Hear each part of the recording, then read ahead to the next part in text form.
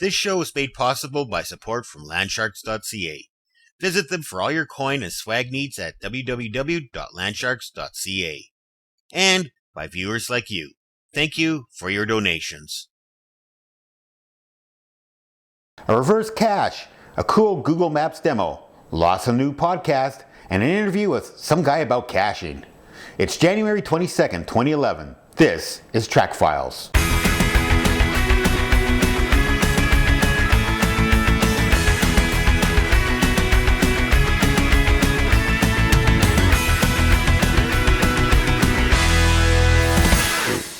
Hi there and welcome to Trackfiles. I'm your host, Ison Rye.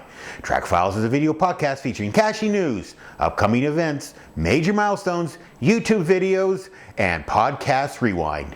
My website is trackfiles.tv. My email address is geoisonrye@isonrye.com. You can follow me on Twitters at Trackfiles, and if you're a fan of the show, make sure you sign up for the Trackfiles Facebook fan page. So, what's new?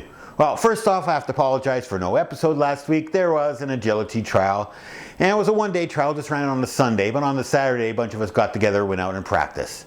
And as for the actual trial, both dogs ran great, had a wonderful time, though it was somewhat tiring, because in the end, I ended up having 10 runs between the two dogs. But I believe a good time was had by all. I was very happy with how both dogs performed. As for the handler, well, if there's any out-of-work agility handlers out there, give me a call, geoisonrye@isonrye.com. In other small talk news, a big shout out has to go to Plum Broke Acres, a local Prince George cacher. Within half an hour of the last episode hitting the web, had Twittered me the answer to the trivia question. For those of you who don't remember, the question was, who coined the phrase, "in the meantime and in between time"? And if you're a fan of professional wrestling from the late 70s, early 80s, you would know that that phrase came from the one and only Ed Whalen of Stampede Wrestling.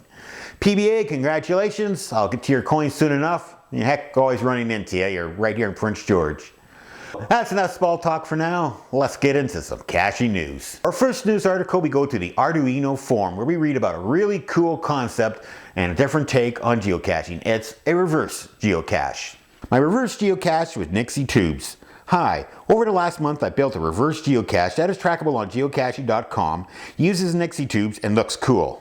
At first I used an LCD display that seemed a bit boring for what I was planning. So I bought some IN12B nixie tubes with driver ICs from eBay. They were pretty cheap, $20 for 6 tubes, connector pins and ICs. And they have a decimal point. With 3 of these I can display from 10 meters to 999 kilometers. The unit is trackable on geocaching.com. Folks, this is a really cool device. What it is a box with a GPS unit built into it. However, what you have to do is turn on the box and get near a set of coordinates, and then once you're near the coordinates, the box will open and it'll allow you to change the coordinates and release the box somewhere else. Really cool item. It's trackable on geocaching.com, and I'll have links on my website at trackfiles.tv. Next we head down to Australia, where we read on the heraldsun.au website. GeoWhiz, it's fun. They are hidden in creek beds, up trees, on mountainsides, in playgrounds, and in plain sight. Some involve more than swapping trinkets, solving puzzles, moving gnomes, frantically searching, and carrying a pencil. They are geocaches. The loot in a high-tech treasure hunt open to anyone with a GPS device, and the act of geocaching is growing in popularity. Fueled by a drop in GPS device prices, word of mouth, and the amount of hidden treasures, more than 1.2 million geocaches are hidden in more than 100 countries, including plenty in Australia, where the summer is peak treasure hunting season. The trend is so big it is being recognized with geo-speaking specific devices from Garmin and apps for smartphones including Apple's iPhone and Google Android handsets. Another great article in Caching Down Under. As usual, check out my website trackfiles.tv for links to the full-length article.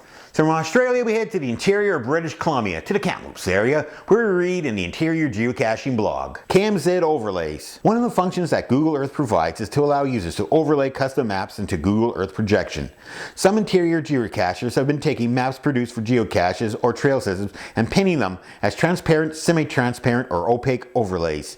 These are usually saved in .kmz format, but can be saved as GPX files and imported to your GPS or JPEGs to be printed. or they can be used with programs like Garmin Map Source or GSAC. The ability to use Google Earth with custom maps has many possible uses. It's a really great article and it's very well explained, and to top it off, there's a link to a YouTube video explaining how to do this. So make sure you check out my website and I'll have links to the article and the YouTube demo video. Well, that about wraps it up for caching news. Let's check out this episode's video. So recently I was interviewed by our local Shaw cable station for an article on geocaching, and had a lot of fun that day out there with the producer and camera operator Rick Smith, and I always wanted to see how the article turned out. I received lots of feedback saying that people enjoyed the article and hopefully we'll get some new people into the sport. However, myself, I hadn't had a chance to see the article. So this past week, motored on down to the studio, got a copy, and I really liked how it turned out. So for this episode's video, we're going to roll the interview. Ice and Rye on Shaw Channel 10 talking about geocaching, with special thanks to producer camera operator Rick Smith. I actually got into caching by accident back in 2004 when I had my first two dogs, Ice and Rye. I lost one of them in a very tragic accident, and I was still recovering from the loss, and I got up one Saturday morning and just turned on the TV to kill some time, and there was this tech show on and they were talking about geocaching. So I watched the show and I go, you know what? I said, I have two choices. I can either sit here and be sad, or I can get my butt off the couch and go out and do something. Within 2 hours, I purchased my first GPS unit. With 4 hours after that, I found my first cache, and the rest, as they say, was history. Sheldon is an active member of the Prince George Geocachers. He has logged many caches locally and provincially, as well as creating many of his own. Geocaching is basically high-tech treasure hunting. Back in the early 2000s, the U.S. government opened up GPS reception so that anybody could use global positioning satellites. It was military-only technology, but then they made it they let the public use it. They come in a variety of sizes, everything from tiny little containers that are no bigger than a 10-cent piece, up to, I've seen containers that are probably up to chest height on myself. There's traditional types, usually hidden underneath a log or buried in a tree. In the city, then you start getting some really creative type disguises where you'll find key boxes held on with magnets underneath park benches. You can get, there's a few that I've seen that are hollowed out bolts. You'll go up to a sign, you actually have to unbolt it, and the bolt's been drilled out and the logbook's kept inside. I mean, creativity, the imagination is your only limit. It's not overly expensive. You can get into it with an entry model GPS, and there's actually models called a GeoMate, and I believe it's available for now well under $100. And then from there you can spend as much or as little as you like on a GPS unit. And the only other thing you need is a computer, because you have to download the coordinates from the internet, and that's easy enough to do. You go to the geocaching website at geocaching.com, sign up for an account, it's free. Post in either your coordinates or your postal code, and it'll give you a list of caches that are nearby your place. Enter those caches into your GPS unit, go hunting. It's that simple. Yes, it always comes down to accuracy. And we're close.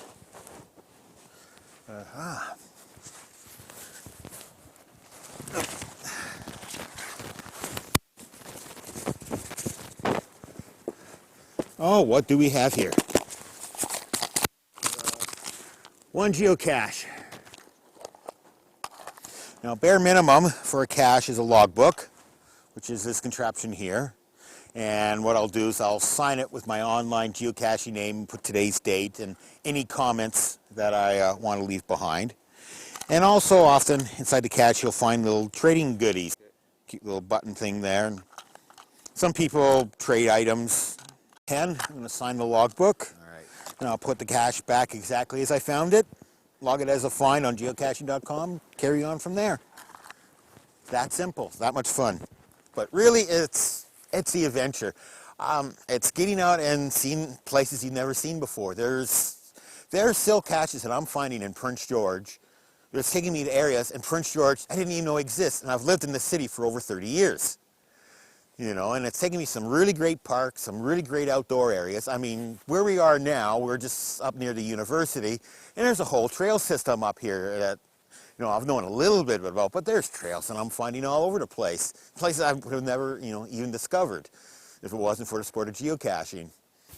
If you enjoy a little bit of outdoor adventure, check out www.geocaching.com, bcgeocaching.com, pgcachers.com, and Sheldon's own site, iceandrye.com. For Shaw TV, I'm Rick Smith. So again, thanks to Rick Smith and Shaw Cable for producing this great video, and hopefully many people will see it and more people will get into our great sport. But as for now, let's do some trip planning. Let's check out this episode's event guide. So upcoming caching events. All these events are scheduled for next Saturday, January 29th, 2011. First off, we go to Alberta, where we have the 6th GAS Winter Event Cache, created by s.f.g. From there, we just travel over to Saskatchewan, where we have the Saskatchewan Winter Cache Game number 3, created by s.f.g. And then from there, we go down to Georgia, where we have Count the Candles, hosted by Crystal. So folks, those are just some of the upcoming events scheduled for next Saturday. And I'll have links on my website to the geocaching event planning page where you can see these events and many more. And if you have an upcoming event you'd like featured on Trackfiles, email me, geoiceandrye@iceandrye.com, and I'll feature it in an upcoming episode of Trackfiles. So now that you've got your bags packed, let's find some good material to listen to on the flight to your event. Let's check out Podcast Rewind. Podcast Rewind, looking back at this past week in caching podcasts. First off, we start with Maniacs, where Daryl and Dre interview Tri-Chick and Team Dogs of Minneapolis, Minnesota. They would like to cache in Alaska or Europe and just be able to cache anywhere they please by Jeep. Next, we go to the Geocaching Podcast, where their topic is Winter is a Good Time for Puzzles, and they talk with Mike from the Tiki Birds about puzzles. From there we go to Colorado for the Centennial State Geocaching Podcast. Get your kicks on Route 66. Time to start planning those summer road trips. From there we head up to Seattle for Caching in the Northwest, where they talk about the art of the cache machine. And finally we hop on a plane and travel down to Australia, where we have GeoTalk, where he discovers the voice of Karen from the Garmin in-car GPS. Check out leaderboards in Australia and New Zealand, and here's some of your geocaching New Year's resolutions. So as usual, I'll have links to all these podcasts on my website at trackfiles.tv. Make sure you check them out. They make for some great listening. Well, that about wraps it up for this episode of Trackfiles. I hope you enjoyed. But before I go, just a couple quick notes. First off, shout outs to Landsharks for their continuing support of the Trackfiles podcast. Make sure you visit them at landsharks.ca for all your coin and swag needs. Also, mad props to all the financial supporters of the Trackfiles podcast. Guys, without your support, this podcast would not be possible. And if you'd like to contribute to the Trackfiles podcast, it's very easy. Just visit my website, trackfiles.tv, and look for the PayPal buttons on the right side menu. So, in the immortal words of Ed Whalen, in the meantime and in between time, that's it. Another episode of the Trackfiles podcast. And until the next episode, which will be a ring-a-ding-dong dandy and hopefully not a malfunction at the junction, cash on.